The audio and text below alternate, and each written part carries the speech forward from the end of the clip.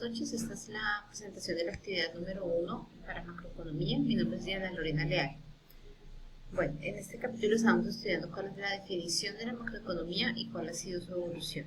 Entonces, iniciamos con la definición y aquí es donde vemos que la macroeconomía es una rama de la economía que estudia el crecimiento y las fluctuaciones económicas de un país, una región, teniendo en cuenta los agregados económicos. Su importancia radica en que a través de estos estudios se pueden determinar o obtener algunas recomendaciones para el establecimiento de las políticas monetarias o fiscales que puede adoptar un gobierno en su país.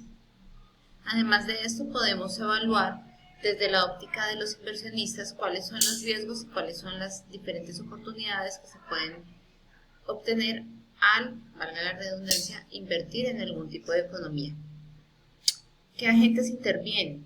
Intervienen igualmente que en la microeconomía el Estado de las empresas y los hogares, pero partiendo desde el análisis de los agregados económicos que los impactan directamente.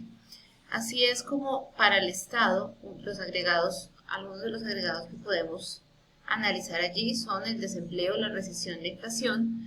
En las empresas, las políticas económicas, las decisiones de inversión, las evoluciones de la tasa de interés para saber en qué momento nos financiamos a través de terceros o si es mejor realizar la financiación propia, el tipo de cambio y los salarios, ya que impactan directamente el manejo económico y financiero de las empresas.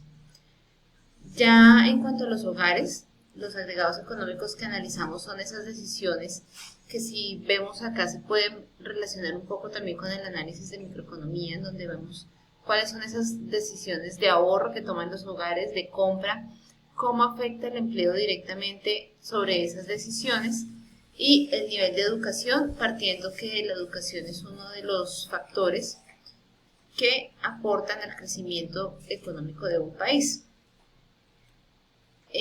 La evolución, bueno, la macroeconomía inicia a partir de los años 30 con la depresión económica que existió. Inició con John Maynard, en donde él propone que la depresión había sido causada por una insuficiencia de la demanda, y dentro de sus postulados para la solución de ese momento era que había que estimular la demanda agregada para poder nuevamente darle flujo a la economía. Posteriormente, en el 1937, inician las teorías keynesianas aplicadas a la macroeconomía y realizan un enfoque en el modelo ISLM.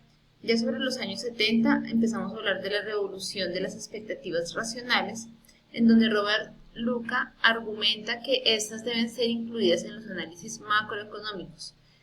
Y a partir de esto, el argumento que él propone se constituyen como un supuesto básico dentro del estudio de la macroeconomía. Posteriormente, en los años 80, empezamos a hablar del crecimiento económico, que como una de las ramas de estudio adicionales dentro de la macroeconomía. Pero, ¿cuáles son esos efectos a largo plazo del crecimiento económico y cómo dependen de los niveles y las tendencias que van siguiendo los niveles de producción?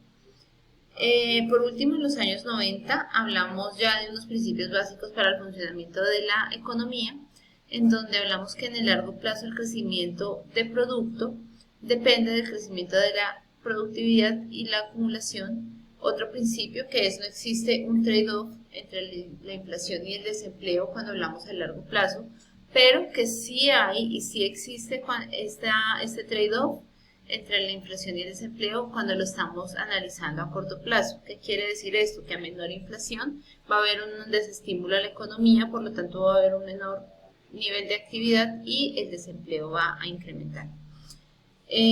Por último, pues que las expectativas que se generan responden a las políticas que se implementan dentro de los gobiernos para el tratamiento de la economía.